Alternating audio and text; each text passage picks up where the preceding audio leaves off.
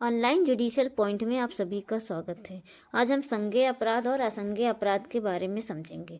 संज्ञेय अपराध यानी कि कॉग्निजेबल ऑफेंस, इसकी परिभाषा दंड प्रक्रिया संहिता 1973 की धारा 2 या 2C में बताया गया है। याद करने का बहुत आसान तरीका है, C फॉर कॉग्निजेबल, याद हो गया। इसमें हम देखते हैं तो सामान्यतया संज्ञेय अपराध गंभीर प्रकृति के होते हैं और इन अपराधों में पुलिस अधिकारी बिना मजिस्ट्रेट के आदेश के किसी भी व्यक्ति को गिरफ्तार कर सकता है और अन्वेषण कार्य प्रारंभ कर सकता है। चलिए डायरेक्ट की लैंग्वेज हम देखते हैं तो संज्ञेय अपराध से ऐसा अपराध अभिप्रेत है जिसके लिए और संज्ञेय मामला से ऐसा मामला अभिप्रेत है जिसमें पुलिस अधिकारी प्रथम अनुसूची के या तत्समय प्रवृत्त किसी अन्य विधि के अनुसार वारंट के बिना गिरफ्तार कर सकता है। तो संज्ञेय अपराध से ऐसा अपराध, सबसे पहले क्या होना चाहिए, कोई अपराध होना चाहिए। अपराध की परिभाषा आप सभी लोग जानते हैं। अपराध की कोई ऐसा कार्य या लोभ जो इसे विधि द्वारा दंडनीय बनाया गया है, जैसे आईपीसी हो गया या किसी अन्य विधि में, तो वो कार्य या लोभ अपराध होगा। अब यहाँ पे फंसता क्या है, संज्ञेय मामला, यानी कि ये मामला क्या है। अक्सर लोग जो लोग तैयारी भी कर रहे हैं उनका भी ये दोनों शब्द क्लियर नहीं होता कि अपराध और मामला में क्या अंतर है।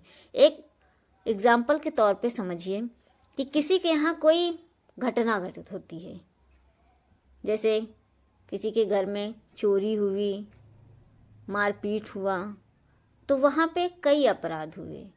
कोई व्यक्ति घर के अंदर घुसा तो गृह अत्याचार हो गया, वहाँ से चोरी की तो चोरी बना, और अगर कुछ लोग आपस में मारपीट हो गई तो ये मारपीट भी हुई। तो यहाँ पे कितनी भी गाली गलौज हुआ, धमकी हुई, तो एक साथ कई अपराध हुए। तो अपराध तो क्लियर हो गया।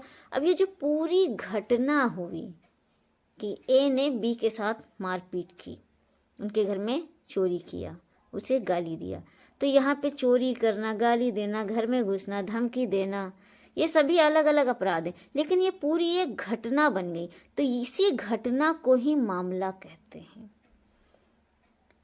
तो क्या निकल के आया कि कोई ऐसा अपराध अभिप्रेत है जिसके लिए और संज्ञेय मामला से ऐसा मामला अभिप्रेत है जिसमें पुलिस अधिकारी प्रथम अनुसूची के ऊपर हमने एक शॉर्ट्स वीडियो बनाई हुई है, जो लोग नहीं जानते हैं उसको देख के समझ सकते हैं। तो प्रथम अनुसूची के या तत्समय प्रवृत्त किसी अन्य विधि के अनुसार वारंट के बिना गिरफ्तार कर सकता है। ये हम समझे कि कोई ऐसा अपराध है जिसमें पुलिस अधिकारी बिना वारंट के किसी व्यक्ति को गिरफ्तार कर सकता है, तो वह अपराध या मामला संज्ञेय अपराध की श्रेणी में आएगा। आगे हम देखते हैं, अब आते हैं हम असंज्ञेय अपराध। असंज्ञेय अपराध की परिभाषा 2 या 2L में बताया गया है। इसमें असंज्ञेय अपराध से ऐसा अपराध अभिप्रेत है जिसके लिए और असंज्ञेय मामला से ऐसा मामला अभिप्रेत है जिसमें पुलिस अधिकारी को वारंट के बिना गिरफ्तारी करने का प्राधिकार नहीं होता। तो इस परिभाषा को देखने से ये पता चला कि संज्ञेय अपराध के ठीक विपरीत असंज्ञेय अपराध होता है। इसमें क्या, इसमें पुलिस अधिकारी वारंट के बिना गिरफ्तार करने का प्राधिकार नहीं रखता है। तो असंज्ञेय अपराध वे अपराध होते हैं जो सामान्य प्रकृति के होते हैं। अपेक्षाकृत संज्ञेय अपराध के असंज्ञेय अपराध कम गंभीर प्रकृति होती है या सामान्य प्रकृति के होते हैं। ये सामान्य प्रकृति के अपराध होते हैं। अब हम दोनों में जो प्रमुख अंतर है वो हम देख लेते हैं। अब देखते हैं संज्ञेय अपराध और असंज्ञेय अपराध में जो महत्वपूर्ण अंतर है वो इसमें बताए गए हैं। सबसे पहला अंतर हम इसके परिभाषा खंड पे देखते हैं। संज्ञेय अपराध की परिभाषा 2 में दी गई है या 2C में बताया गया है, जबकि असंज्ञेय या नॉन कॉग्निजेबल ऑफेंस की परिभाषा 2 या 2L में बताया गया है। संज्ञेय अपराध गंभीर प्रकृति के होते हैं, असंज्ञेय अपराध सामान्य प्रकृति के होते हैं। अगला जो महत्वपूर्ण अंतर है वो ये है कि संज्ञेय अपराध की दशा में पुलिस अधिकारी अभियुक्त को बिना वारंट के गिरफ्तार कर सकता है, जबकि असंज्ञेय अपराध की दशा में पुलिस अधिकारी अभियुक्त को वारंट के बिना गिरफ्तार नहीं कर सकता।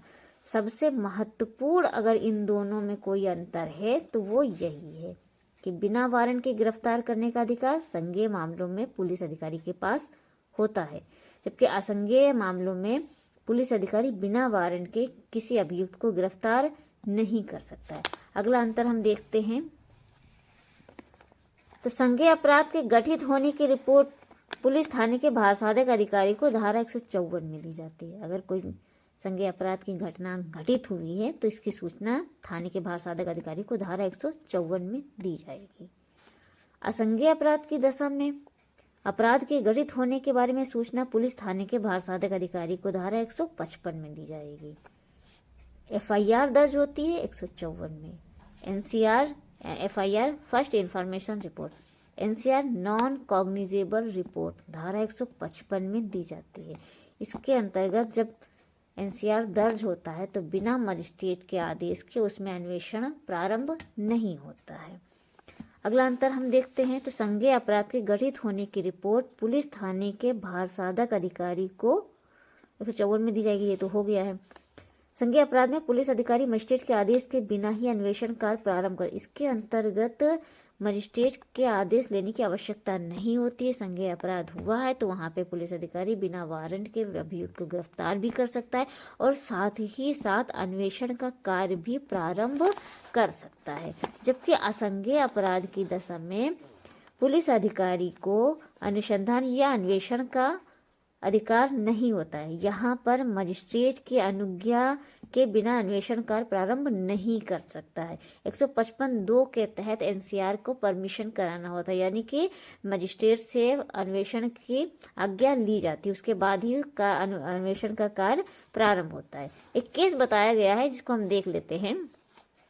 मुश्ताक बनाम यूपी 2007 का वाद है। इलाहाबाद उच्च न्यायालय की खंडपीठ ने इसमें सिफारिश की कि विद्युत अधिनियम 2005 में संशोधन करके बिजली की चोरी को संज्ञेय अपराध बना दिया जाए।